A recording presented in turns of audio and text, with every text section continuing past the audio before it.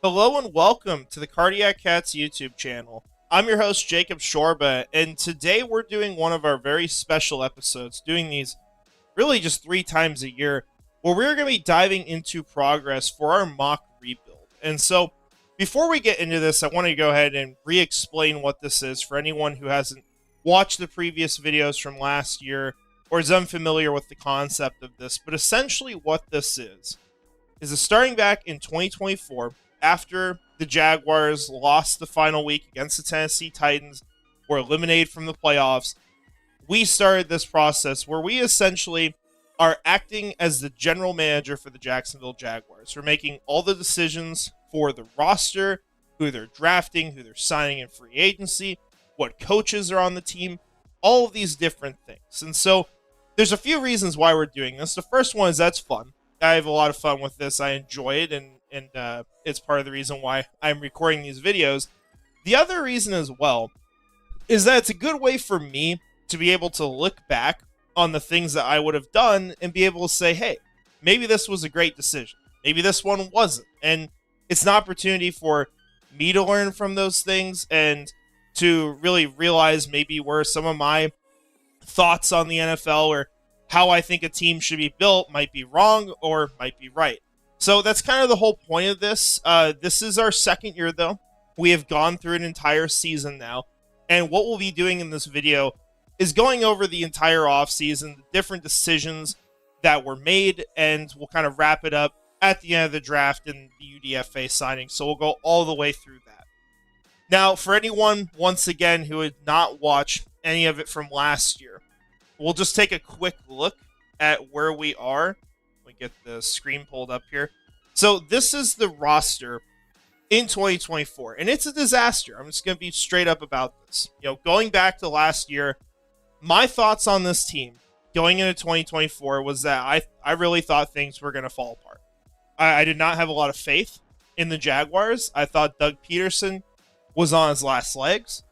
And I would not have gone all in that season. I wouldn't have spent nearly as much as the Jaguars did in free agency. I wouldn't have signed as many players. I would have been more focused on trying to fix salary cap issues and set up this team to eventually be able to pay Trevor Lawrence when the time comes for that, or if he earns the contract, which was not last offseason in my mind. You can go back and you can watch the video on what I thought about the Trevor Lawrence extension. I thought it was too early.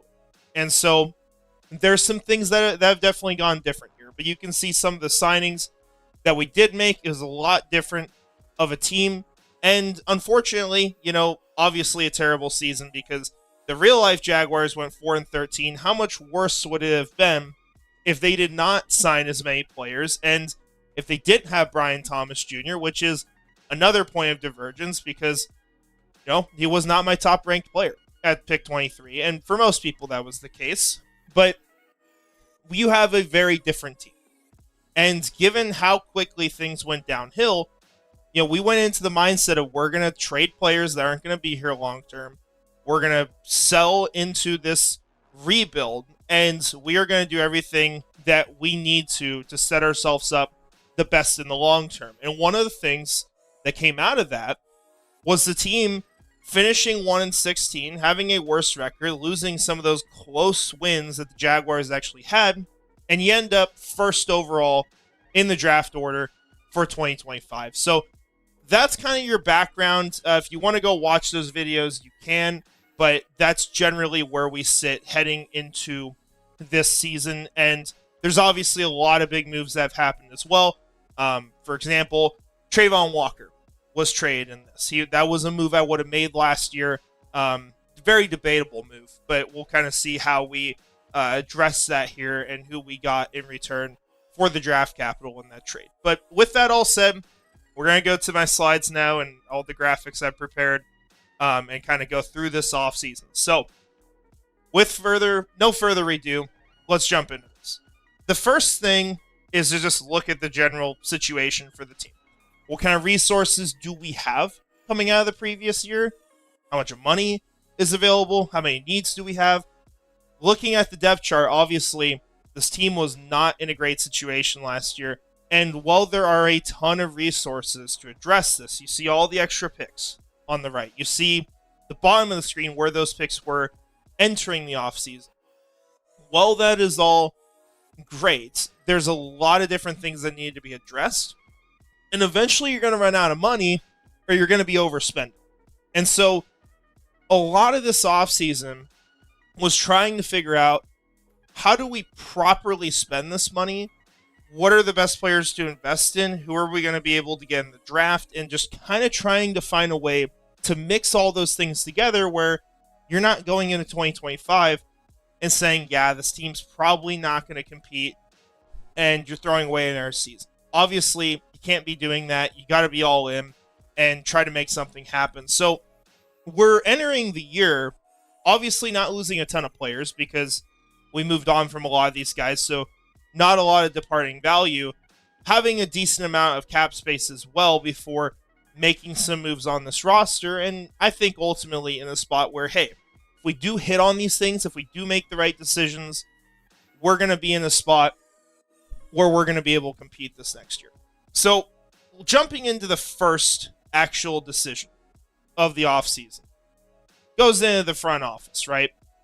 We're acting obviously as the GM here, so you're not going to see anything regarding that because we're not going to fire ourselves, even if we had some blunders last year, like the Mike Williams signing at receiver. But obvious moves were made here, right? Press Taylor's gone. Ryan Nielsen's gone. You see the head coach symbol next to him because we fired Doug Peterson early in the year, and we had Ryan Nielsen as the interim. That was before we knew that Ryan Nielsen was just an utter disaster. So, kind of unfortunate there. But you move on from both of them. Keep Keith Farwell. Obvious decision there, right? Now, I agreed with what the Jaguars did at head coach. As far as what we knew about whether Ben Johnson was going to come here or not, and who were the top candidates, it would have gone the exact same way. Because Ben Johnson chose Chicago, and Liam Cohen was the next best option. And probably would have avoided a lot of the Bucs hassle here because you wouldn't have the Trent Baalke issue that would have caused Liam Cohen to maybe back off from taking this job.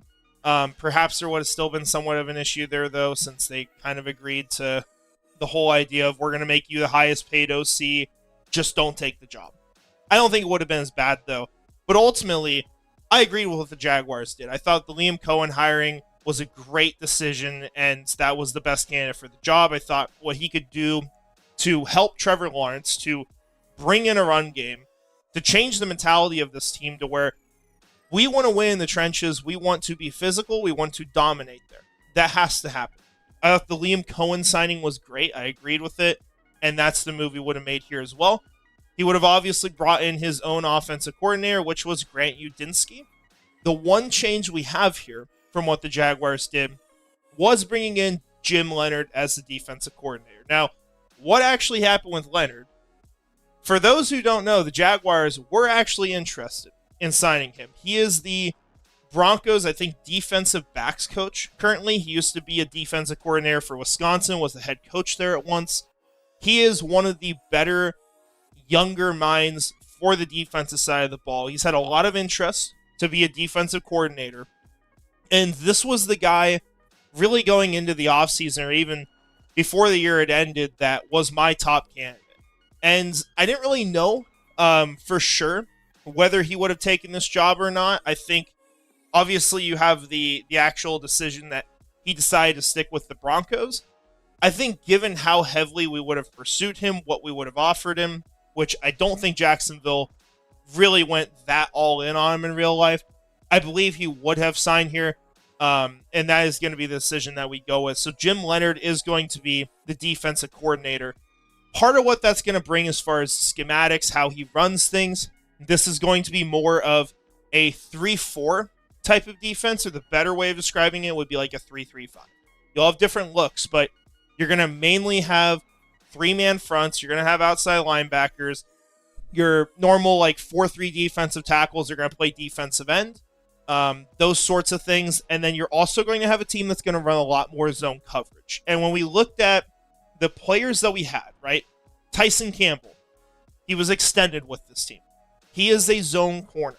You even look at some of the younger guys we brought in and what they are better at. Even like a TJ Tampa, who I don't plan for him to start, but yet another player who is a much better fit as a zone corner. And so we wanted to try to fit what they were going to be able to do here and fit also maybe some of the players that we were looking at target. Because at this point, you look at the draft, you have the first overall pick. Travis Hunter was always the top guy to me. We also think of Abdul Carter, and these are two players that really fit well into this type of scheme. So that is the direction we went. Same decisions aside from defensive coordinator, where we're going to bring in Jim Leonard, who I think is going to be a phenomenal defensive coordinator when he gets the opportunity in the NFL. Now, moving on. This is probably, maybe aside from the Travis Hunter topic, because that is a pretty big discussion, probably the biggest move of the offseason. And that is extending quarterback Trevor Lawrence. And this is one that is pretty risky, given the situation you would be in. Lawrence is coming off a down year in 2024. I would imagine he would have probably performed even more poor in this situation because there was even less to work with. You didn't have Brian Thomas Jr. You had a lot of younger players out there on the field that you just couldn't rely on. And so the bet here is essentially saying that we feel that there's a way out if we make the wrong decision, to where we're mitigating some of the risk. At the same time, we believe in Liam Cohen to the point that we believe he will be able to fix Trevor Lawrence, to get him back on track, that we'll be able to build things around him properly, and that making the decision now to extend Lawrence, which this is a $53 million a year contract, which I think would have been pretty spot on for what he would have got if he waited another year. He had the down season, and I don't think Dak Prescott contract really is going to set the tone because it's a pretty ridiculous contract. Just personal thoughts on that. If you had waited, say he didn't get extended here, right? You go into the 5th year and he dominates and he plays great with Liam Cohen. You might go from $53 million a year to now he's got to be the highest paid quarterback, and you're paying him like 10 more a year in millions, and that's just not worth it. And so there's more incentive to do it at this point. There's more reason for belief, and we feel like there's a way out of this as well. And it's kind of similar to, I guess, what the Jaguars could do in real life, although I have a very hard time thinking, even if Trevor Lawrence did not succeed, if he struggled with Liam Cohen, that the Jaguars would be too keen on moving on. Just my personal thoughts. But you can see some of the cap hits we have here. You don't have void years in this contract. We are not doing those unless we have to. We're trying to push that off. The goal is to be smart with our spending, try to stay under what we're being given each year, get rid of some of this money now, and continue to prepare for eventually when you hope you have a lot of good rookie classes and you got to extend those guys. With that all said, really, it's not crazy what the cap hits are looking like here. You've got 3 years in the 30s of millions. You got 3 years in the 60s. And you can move off this, you can get out of it, and there is a way to kind of maneuver that. If you want to simply cut Trevor Lawrence, you see the guarantees end in 2029, but there is another way around this that we're going to talk about just in case things go wrong, right? Say it goes south with Trevor Lawrence. He is essentially guaranteed 2 years with the team in this scenario. There is a no trade clause, but the no trade clause more so is about giving the player a say in where they go. So where if we were like, you know what, Trevor, we're sick of you, we're going to send you off to the New York Giants, then if he doesn't want to go to the New York Giants, which actually probably wouldn't even be a bad situation for him, but whatever team it is, say he doesn't want to go there, then he can say no. He can keep himself from being traded. He has to have a say in what destination he gets. And so that has to be factored into this. That's the one thing the no trade clause would do. And if he just simply said, I'm not going to be traded, well, then you sit him and he's throwing away the rest of his career. And obviously don't want any of that stuff to happen, but that's kind of how this works. So 2 years are guaranteed, basically. And if you get a trade done, what you'd be looking at is probably 2 off seasons from now 2027, you would be sending him to a team that would not really have to pay him a ton of money. They'd be on the hook for about $42 million a year for a couple seasons, and then the guarantees would end. So you look at some of the contracts, like what Geno Smith got this offseason, what Sam Darnold got. That's not crazy, right? Even if Trevor Lawrence continues to struggle and you really just start to question what he's going to be, a team will probably do that. So you have an option to move on, and you would basically end up in a scenario where essentially you're just having extended him for 1 year to a pretty big contract, $75 million, but you can get out of that pretty quick. It also lines up very well because 2027, if you have to make a decision, and once again, don't want this to happen, but we're just kind of explaining this for why we made this move. It's going to be a very good quarterback class. That's the expectation. Arch Manning probably comes out that year. You've got other players that can develop. DJ Lagway, Dylan Raiola. You're going to have some options, we feel like, in that class. And if there are the early warning signs, we have 2 firsts in 2026. We'll talk about how that happens in just a moment.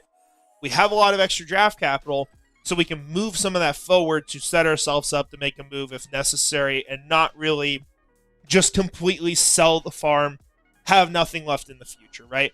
There is a way to prepare for that. So that's kind of the thought here on the extension. This is obviously discussing the worst case scenario. It is not the expectation that Trevor Lawrence fails on this contract. Is it possible? Yes. It's just not what we think is going to happen. But nevertheless, there has to be a plan, and this would be the plan at the end of the day. Now, moving on from the whole Trevor Lawrence topic. Offseason trades. We had a lot of moves we made. This is over a long period of time. Generally in order.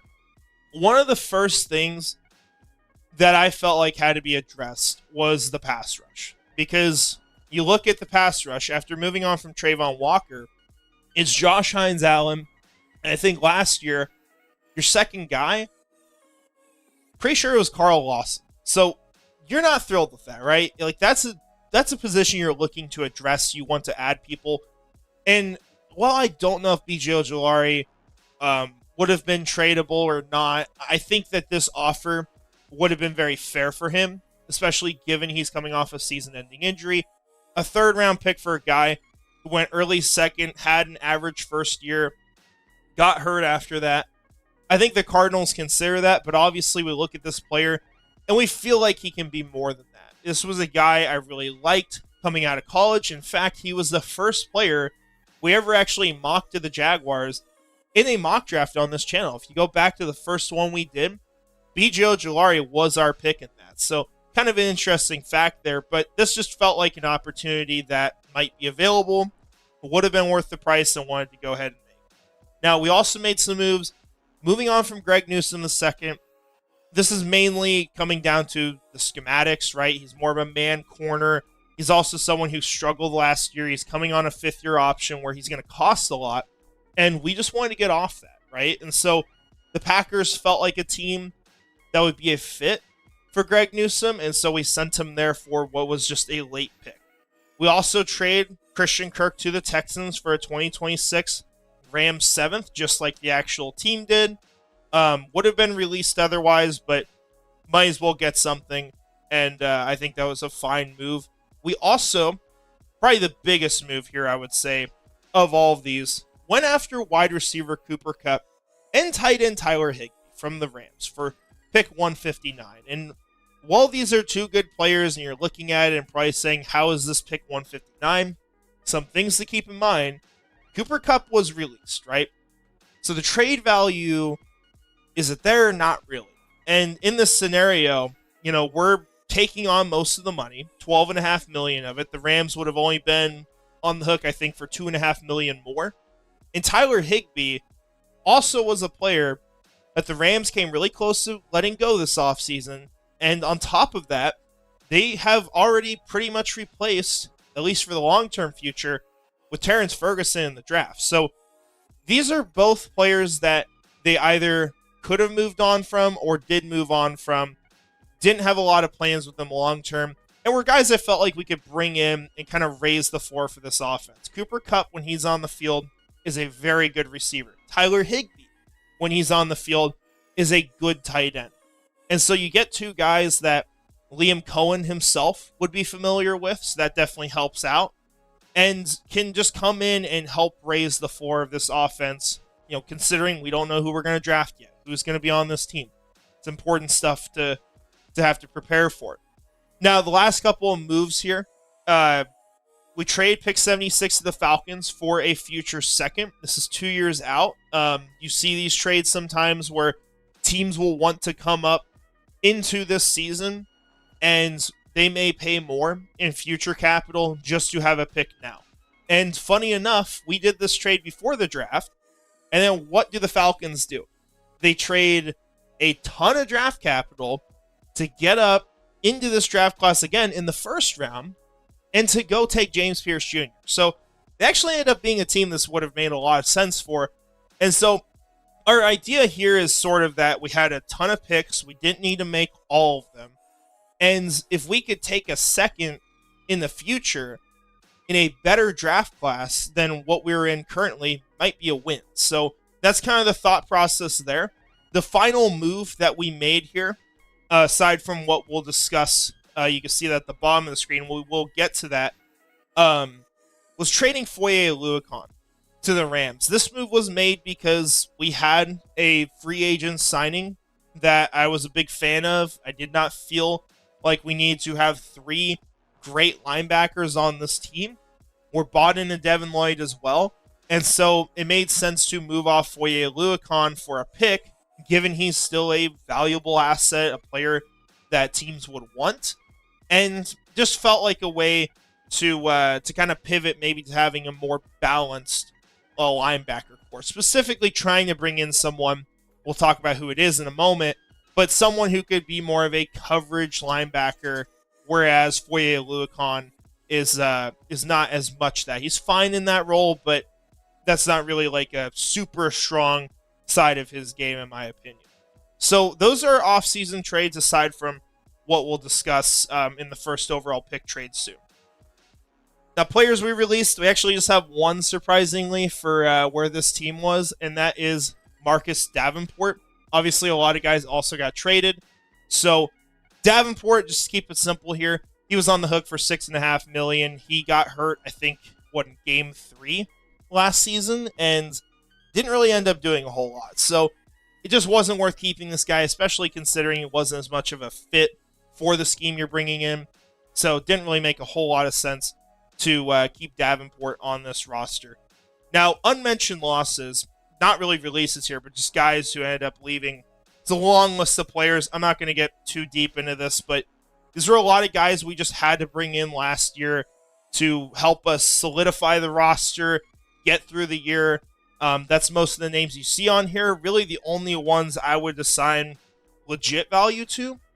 I mean, it might just be Luke Farrell, honestly. He's a good blocking tight end. He got paid pretty well. Carl Lawson's a decent rotational pass rusher. And I would say Greg Van Roden is a backup who can start.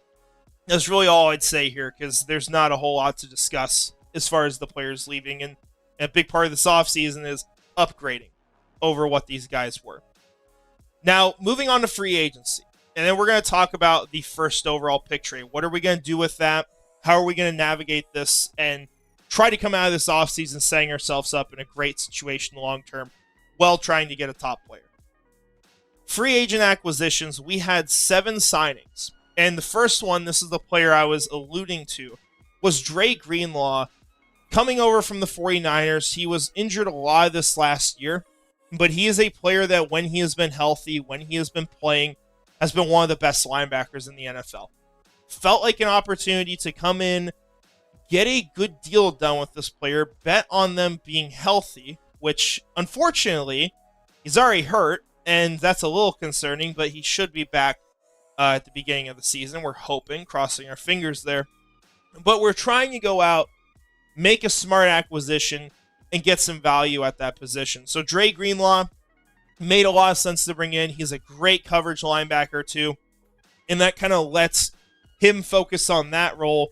Well, Devin Lloyd will be more of the middle linebacker for this defense. We also signed Kevin Zeitler to a $9.5 million contract. the offensive line was a big priority. Wanted to be able to address that, make that a strength on this team. And this allows us to have a really big upgrade at that right guard position, where last year we're talking about Greg Van Roden playing a lot of games, and while he can do that, it's not really the guy you ideally want in that role. So it's a fair amount of money, right? But Kevin Zeitler is a very good right guard coming off what could be a career season with the Detroit Lions. Just makes too much sense to bring in here. And you also, competing against Tennessee, keep him away from the Titans. He actually signed there in real life for a cheaper contract. Now, Cornelius Lucas is our next guy here. He is going to be more of a swing tackle, although at the time of signing, he would have been the starter because we don't have Walker Little here.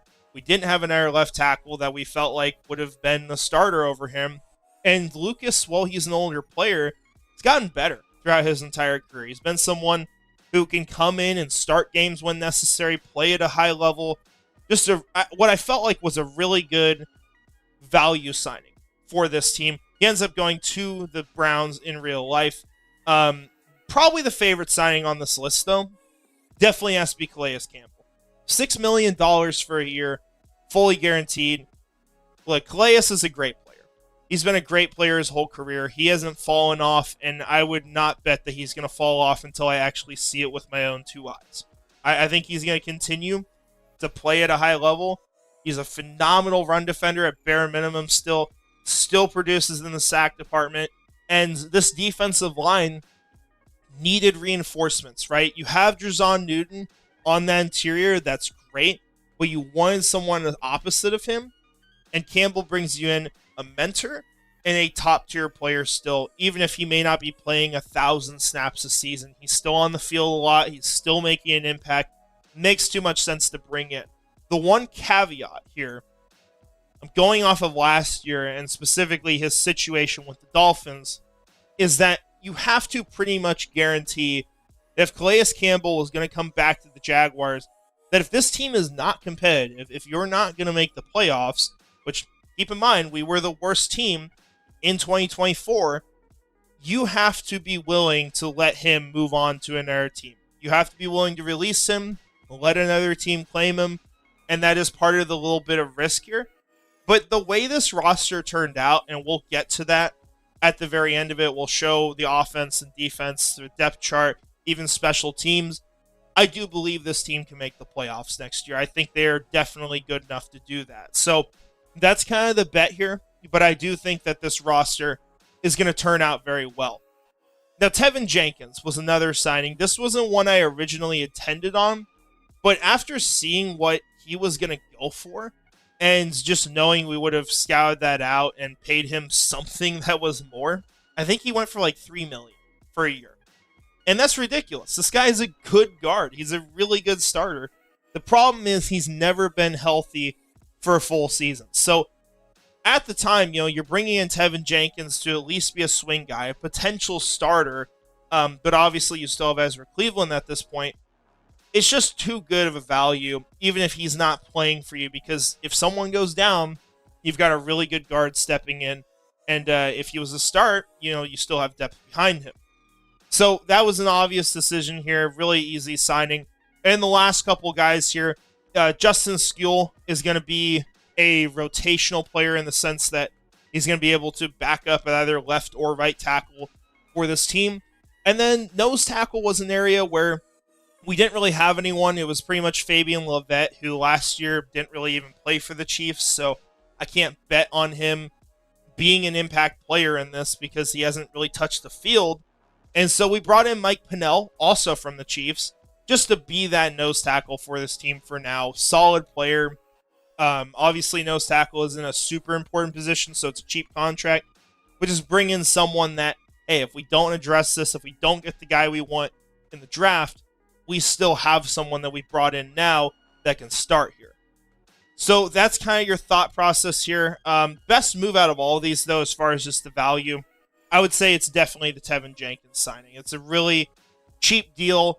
It's a good value, and you might have a starter out of that for this season. Now, getting into really what I think is the exciting part of this, talking about the draft. We're in a situation where we have the number 1 overall pick, right? The draft order, which, well, actually, I'll pull it up here so you guys can take a look at that. To go back to screen share. The draft order for this year, going into it, you had no first-round trades. Everyone held their original picks. You have the Cleveland Browns at 2. The Browns had a little bit of interest in moving up here. We obviously know they ended up moving down with the Jaguars to pick number 5. The Giants, out of all the teams that could have come up for Cam Ward here, were the ones that seemed the most interested. And it was reported that they had offered their future first-round pick in 2026 plus other selections. And so we always had our mindset that we were going to move this pick, but there were caveats, right? One was, what the heck are you getting in return?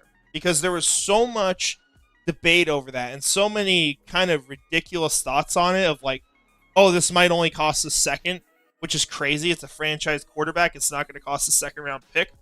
It's going to cost a lot more than that. There's also just the discussion of, if you move back, are you giving up a player that's not worth giving up, right? Because Travis Hunter was in this class. He was my number 1 guy. As much as I liked Abdul Carter, I did not want to give up Travis Hunter. I did not want to do that. And so this ended up being what was really a 3-way trade at the end of the day. Moving back with the New York Giants, and then after that, moving back up in the draft with the Cleveland Browns. Basically the same trade the Jaguars made, except instead of from pick 5, you're moving from pick 3. So we'll look at the first trade. Moving the first overall pick. We sent number 1 to the New York Giants for what was essentially a haul, right? This was pick 3. This was pick 67. You also got their first in 2026. And you got a second in 2027 from the Giants. So this allowed us to preserve the ability to draft an elite prospect, right? Even if the Travis Hunter trade didn't end up happening, if you couldn't move up, you're still at least getting one of the best players, right? Because Abdul Carter would have been there at 3. And that is a player you could absolutely add to this team. So you're preserving that while getting a haul. You're also acquiring a future first in this. And given the Giants situation, this could be a huge steal. This could be a trade that, well, it's not as much capital as the Panthers gave to the Bears. It could have the same result where you get the first overall pick the next year. If you have looked at the Giants' schedule for 2025, and if you haven't, go ahead and look it up because you'll see exactly what I'm talking about. It might be the hardest schedule I've ever seen for a team. It is legitimately ridiculous how many juggernauts the Giants play this year. And the only games that look winnable on it, they're on the road for. There's like legitimately not one match in there that they are at home for and are better than their opponent for. It's crazy. But that is the situation the Giants are in this year. And so it makes it very, very convincing to go make this kind of deal, right? Because you've got leadership that's on the hot seat. You have a rookie quarterback who, hey, I like Cam Ward. I believe in Cam Ward. Hopefully he doesn't do great for the Titans in real life. But this is a really bad situation for the New York Giants, and you could absolutely benefit from that. And then on top of that first, you pick up the future second in 2027. And once again, going back to kind of what we were talking about before, if it did not work out with Trevor Lawrence, that's another pick that is going to help you be able to navigate that potential disaster. So you're either going to have it for that, or it's just going to be a really strong draft selection in a really strong draft class. So we trade the number 1 pick to the New York Giants here, and then after that, end up making the move to trade back up to number 2 with the Browns. So what we're giving up here are 2 future picks, the 2026 Minnesota second that we acquired, and the 2026 Seattle third, that one coming from the Trayvon Walker trade, which we received that pick and number 18 in this class for. Now, it was a matter of trying to figure out what the cost was for this trade. Keep in mind, while it cost a first and a second for the actual Jaguars, they're coming up from number 5. Okay, so you're moving from Travis Hunter to Mason Graham. If you're moving from 2 to 3, especially at the time this trade was done, This was when the Browns were not even sure whether they would take Travis Hunter or Abdul Carter. So in their mind, they're making way more of a lateral move, far more of a lateral move, and that's not going to cost as much. You're not going to be able to ask for a first, moving from pick 2 to 3, and even here, we're giving up a future second, we're giving up a future third. That is something that I think would end up being fair. And what this ultimately ends up looking like is that you've gained a future first, you've gained a second and third while giving up a second and third, but the ones that you acquired are probably going to be higher picks, because I would expect the Giants to be a worse team than the Vikings or the Seahawks. So that's kind of the thinking here. And after making this move, it is going to guarantee that you're going to be able to take Travis Hunter at pick number 2, because the Giants are taking Cam Ward at 1. That's the whole point of that trade. And now you're on the clock right after them. So that is the logic here. And what it ends up with is that we get into this scenario where we have acquired a very valuable future first, and we are going to still get what we feel like is the best player in this draft class, which was ultimately the big goal that we had at the end of the day. So, with that all said, we're going to get into the last part of this, which is the 2025 NFL Draft, where we had a lot of draft selections, had a lot of opportunities, and we're going to see how this thing turned out. So, with the number 2 pick, we went the route that everyone knew we would, right? We draft Travis Hunter, calling him an athlete here. He is going to play wide receiver.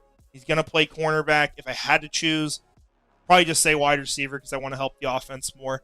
But he is going to play both ways, and we'll see what he does in real life.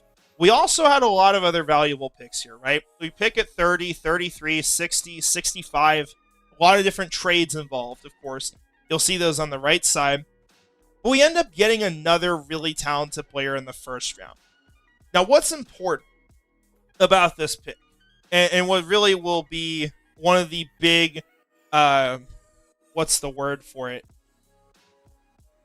It's going to be, it's a situation where, look, we trade Trayvon Walker, right, for pick 18.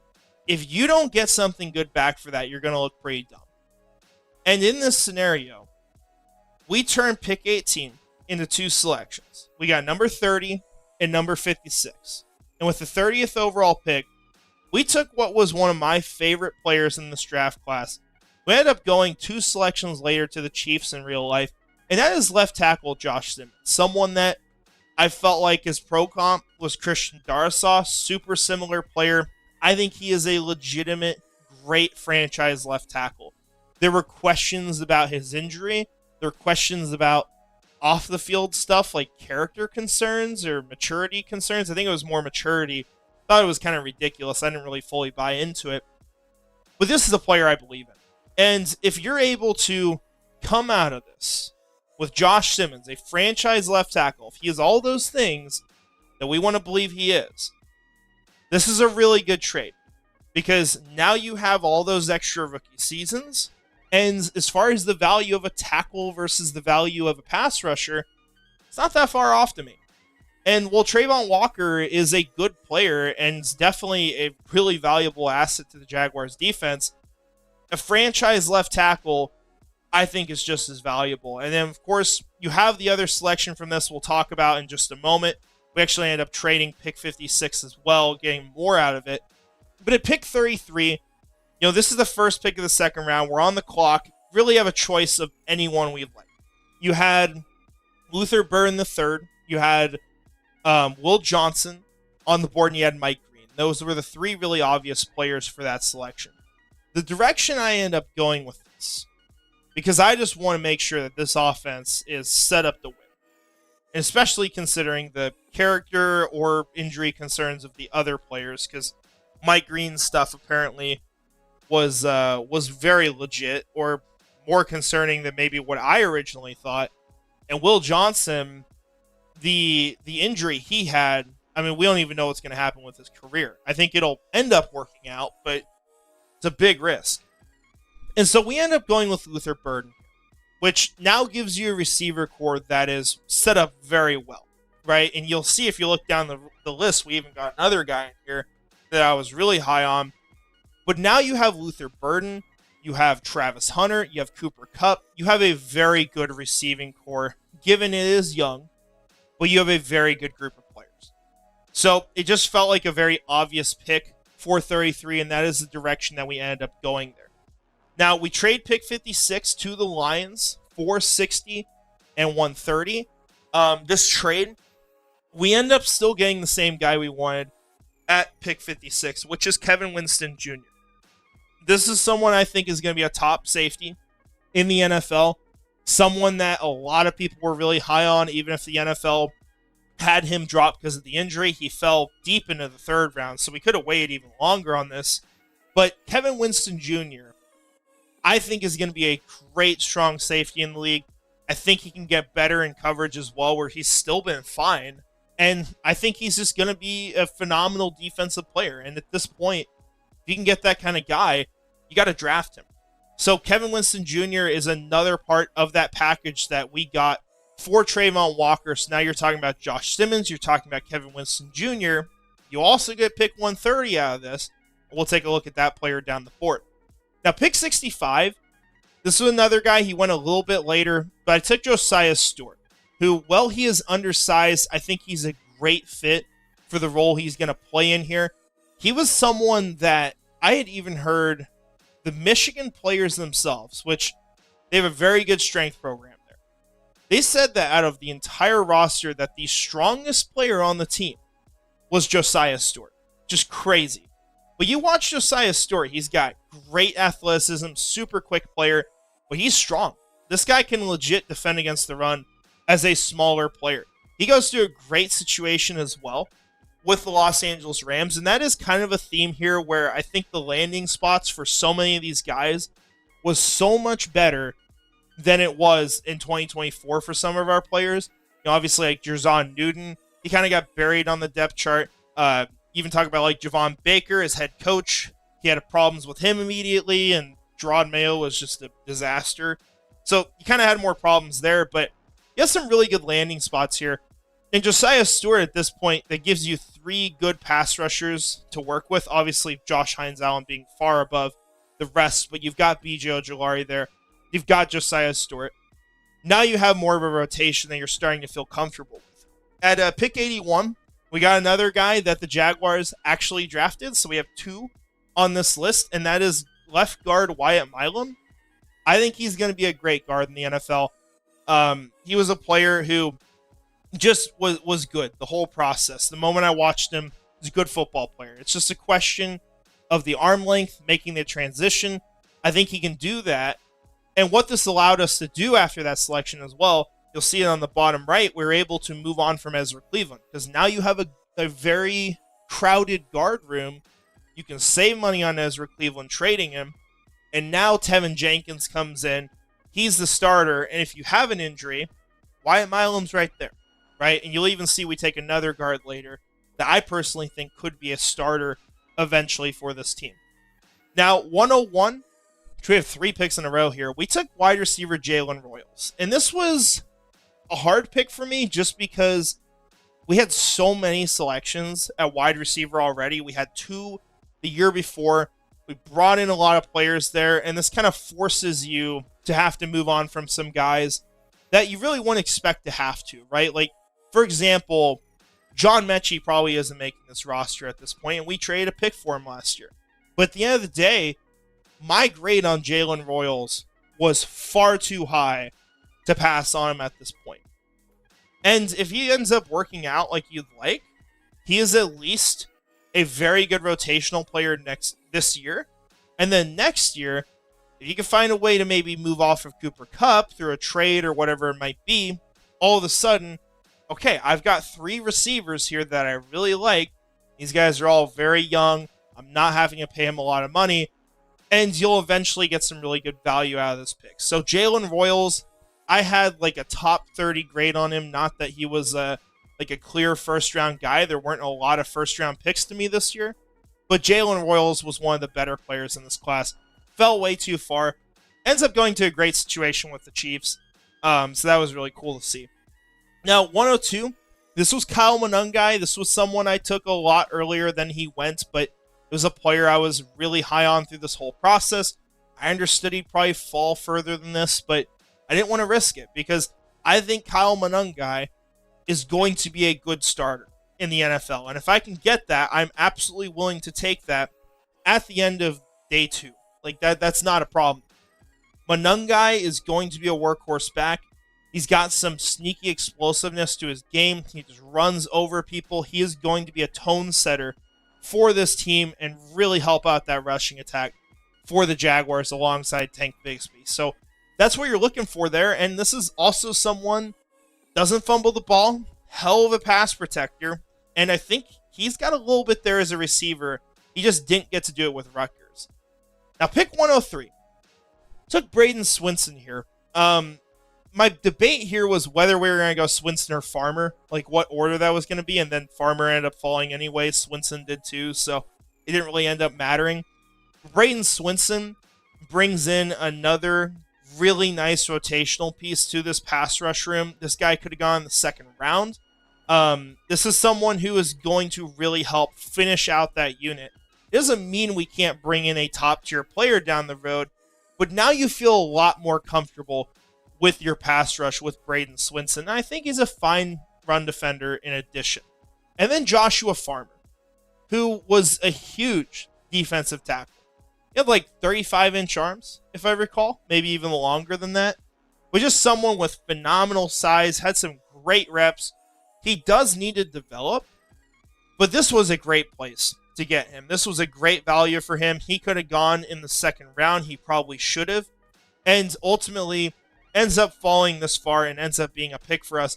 Both Farmer and Swinson go to the New England Patriots as well. So it'll be interesting to see how they do under Mike Vrabel. But I have pretty good confidence that both of these players are going to become something in the NFL. Now, 4 selections left. My favorite selection of all these, just as far as the value of it and just how confident I am that this will be a player worth the pick, Miles Frazier at 155. This guy is probably going to be a starting guard at some point in his career. He is just a very sound football player. He showed that the whole process. I was introduced to him pretty late by Jets Chaos. He was on the channel, and Dom C. So 2 guys who told me about him, watched him a little bit at the Senior Bowl, got into his film. He is just a good football player. And to bring him in at 155 was a great bargain. He ends up going to the Lions just like 10 or 20 selections later. I think he's got a chance to be a guy for them eventually, but just a really good football player. Bit of a mauler as well. It's definitely like that. And then these last few picks, you pick up a kicker, get Ryan Fitzgerald, who did end up surprisingly going undrafted, but he's a good kicker prospect. You gotta hope that works because I wish I got Cam Little last year. That didn't happen. Now you gotta find a guy, right? That's an area of deficiency for where we're at. 217, though, Brashard Smith ends up going to the Chiefs a few picks later. Smith is going to be a really nice receiving back, your faster guy to the backfield, so really good pairing with Kyle Monangai to get you through this season. Allow you to look back at, next offseason and say, hey, is this good enough? Is this what we want to work with long term? But it at least allows you to have a little bit of a nice mix there. And then our final selection was a personal favorite of mine throughout this process, was tight end Benjamin Urosic, who I think he's going to be a solid tight end in the NFL. I think at some point he could be a tight end too. He's a good receiving tight end. He's also become a much better blocker. And while people dropped him because he didn't do a ton at Georgia early on, he earned his role. He learned how to block. He learned how to be a better overall tight end. And that made him a better player. So I'm not looking at it from the lens of, you didn't put up like 500 yards, so I'm not going to consider you anything. I think this guy did fine while he was there. And when you watch the film, I think that shows up. So Urosic was a guy that I was really happy with being here. I expected him to go undrafted, but I definitely wanted to get a selection on him. And he ends up being the last one at 223. Now, as far as future picks getting traded here, just want to note some of that. We do move a future 6th to the Lions, which in return for that, we get 2/3 in 2026. One of those is the pick that they're getting as a compensatory selection for Aaron Glenn signing with the Jets. So So it's worth noting why the Detroit Lions have 2/3 they could have traded of their own that weren't previously owned by another team. But those are your future picks getting moved. Now, we had a lot of UDFAs getting signed, and that's the reason why this video took a little bit to put out, because it's trying to find contract information. Could we have matched this and all that sort of stuff. A couple of these guys actually signed with the Jaguars. Seth Hennigan is one of those. Jabbar Muhammad is another. But overall, just trying to get in rookies that we feel like can stick to a practice squad, have a little bit of upside, maybe players that I scouted, liked a little bit, just didn't go drafted. Of this list, who I think can make the roster, I think Jake Brenningstool's got a great shot. Caden Prescorn could as well, just given if we want to carry 4 tight ends, he would be the 4th guy already, right? I think Nazir Stackhouse could absolutely make the roster as a nose tackle. It is not a position where we have a ton of depth. You could add Sean Dolak at the linebacker position. Jay Higgins is the same. Definitely could add another name there. The final guy, aside from Jabbar Muhammad, who he could, but I would like to bring in a nickel back, and I'm probably looking at Mike Hilton whenever he signs. We'll see what that amount is. Kobe Bryant is probably going to make this roster. I thought he was someone who could sneak his way into day 2. He goes undrafted. Just think it's kind of crazy. I like his mentality. I like the way he plays. He's not the greatest athlete, but I think he's someone who could be a fine piece at cornerback. So those are the UDFA signings here. Now, to wrap this all up, we are going to take a look at the depth chart, put this all together, and give you an idea of where this team sits entering the season in 2025. So on the offensive side, I have this color-coded, so you have the names that are in blue are players that I expect to be top-tier players. I might be wrong on some of these, like Luther Burden is probably a little bit overly optimistic for year 1. I think he'll eventually get there. Your gold players are guys who I think are above average that will be a nice asset for this team. White is just mostly normal players. And then red are the guys who probably are going to not make the 53-man roster. So looking over the roster, quarterback room stays the same, right? No big changes there. Maybe if Seth Hennigan balls out in training camp, he ends up making it over Michael Pratt. We'll see what happens there, but I do like Michael Pratt quite a bit. Your backfield is going to have Kyle Monangai, Tank Bigsby, and Brashard Smith. I really like that pairing. I like that group. But is it an area where we could eventually improve? I think that's definitely in the cards. And I think it will probably be in the form of a more explosive back for this team. But who knows? Brashard Smith, I think he's going to be legit something in Kansas City. And that'd probably justify keeping him in this. The receiving core, I think it's one of the biggest strengths that we have here, right? You have Travis Hunter, Cooper Kupp, and Luther Burden as your starters. Jalen Royals as your rotational guy for this team. That's a great situation, right? And even if Cooper Kupp gets hurt, you got Royals to step in. You got some deep threats in this room as well, in Devontae Walker and Javon Baker. So if you want to stretch the field, you've got those guys there. Definitely going to be picks I probably feel like we're overdrafted, don't live up to the billing, but that's what they are at this point, right? It's going to be some misses. Those are probably some of them. And then Parker Washington, who could start, right? He can get on the field and play, and he ends up being like your wide receiver 5 in this scenario, ahead of Devontae Walker and Javon Baker. So it's a loaded receiver room. There's going to be some guys who probably don't make the team. Those being, Joshua Cephas, John Mechie III, Dayton Wade. And then Louis Rees-Sammet is probably going to be a practice squad guy, just given the free spot the Jaguars get for an international player.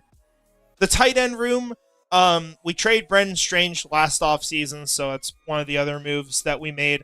But bringing in Tyler Higbee gives you a starter this year. Urosic, I think, can be a good tight end too, but that is probably one of the weaker rooms on this team. But the offensive line, last thing to note on this offense, I think it's a great unit. I think you're going to be able to run the ball. You have a very good interior group of guys. You feel like you have your tackles of the future. We'll see what Anton Harrison does this year. Is he going to step up his game? Is he going to be a better run blocker? That's stuff I want to see. But I think overall you have a very good group of offensive linemen, and especially some great depth here on the outside and at the guard position. So I really like how that turned out.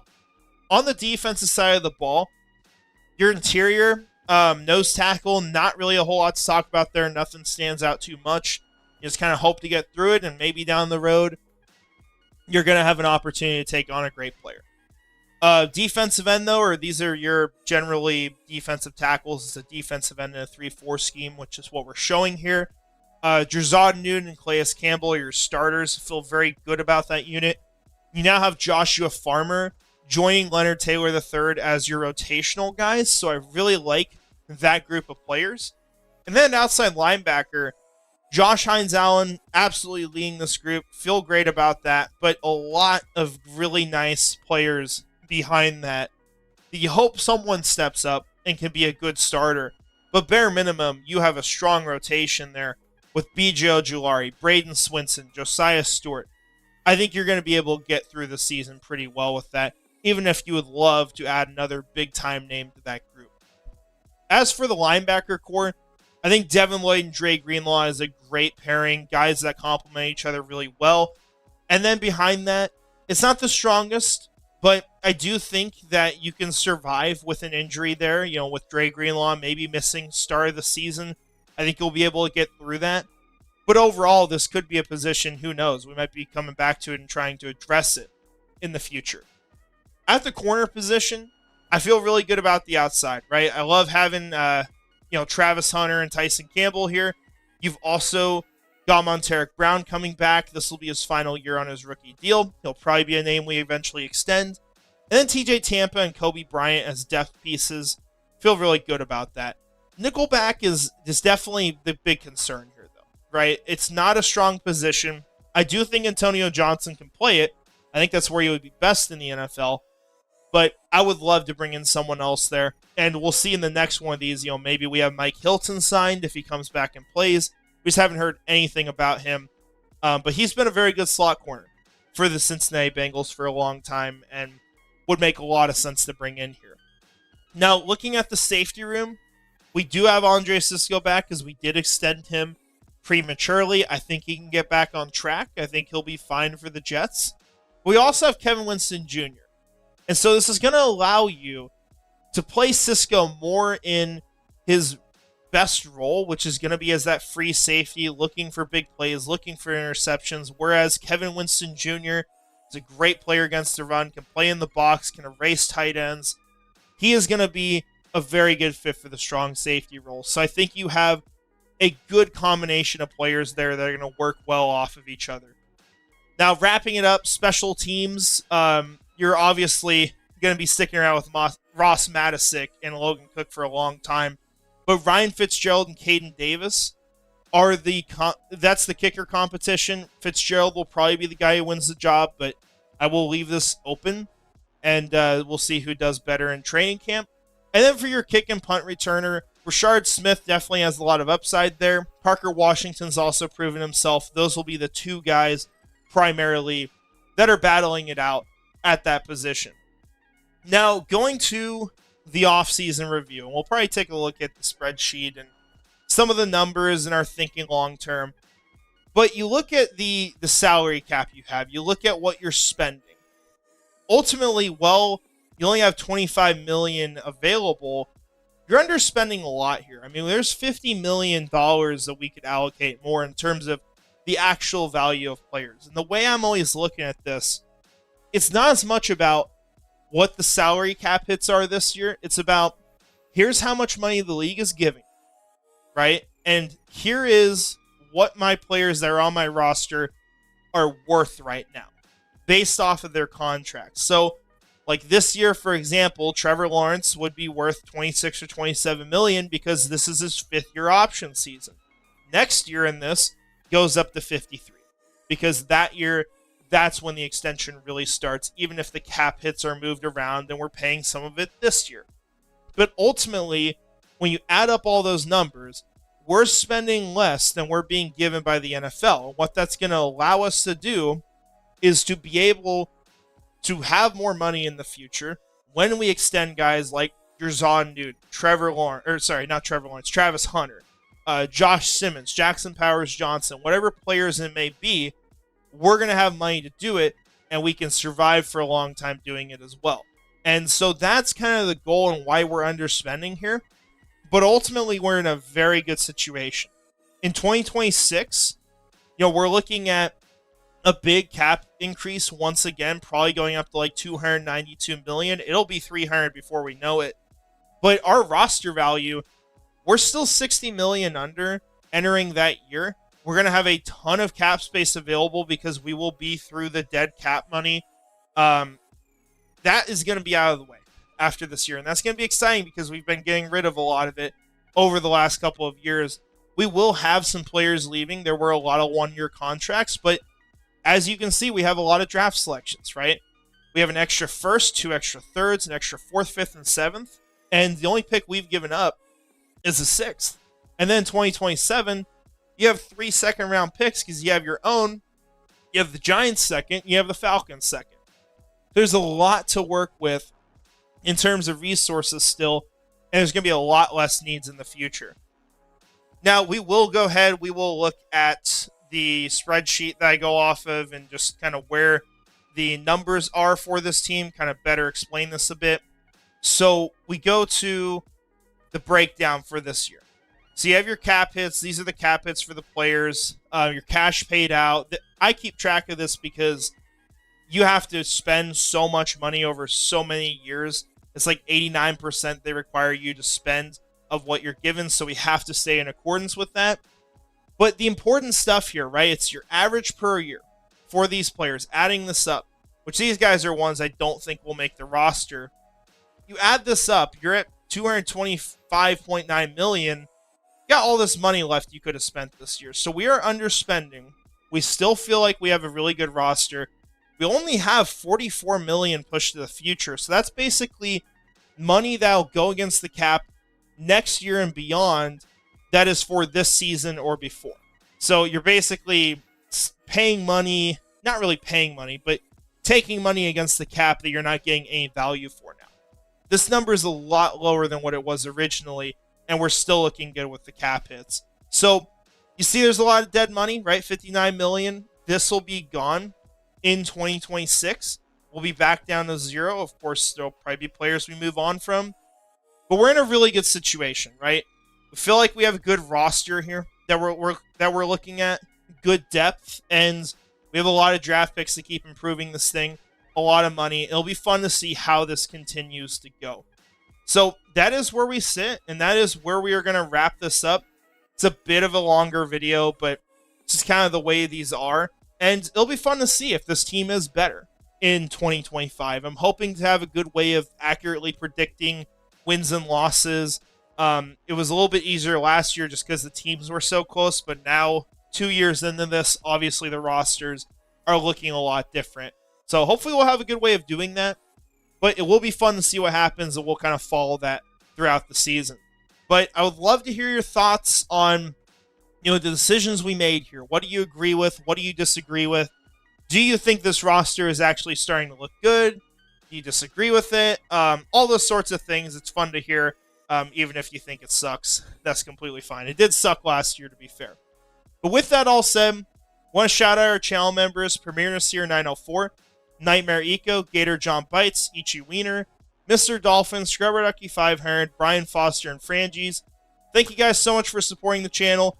Sorry it's been a little bit. Since we last recorded, I don't know whether this is the first video I've done or will be up on the channel since we did all the draft stuff, but it's been a little while, and it definitely will not be a super busy off-season until the season starts, but we will try to have some content coming out here and there. So with that all said, thank you guys so much for watching this channel. Appreciate your support. Let me know your thoughts in the comments, and finally, go Jags.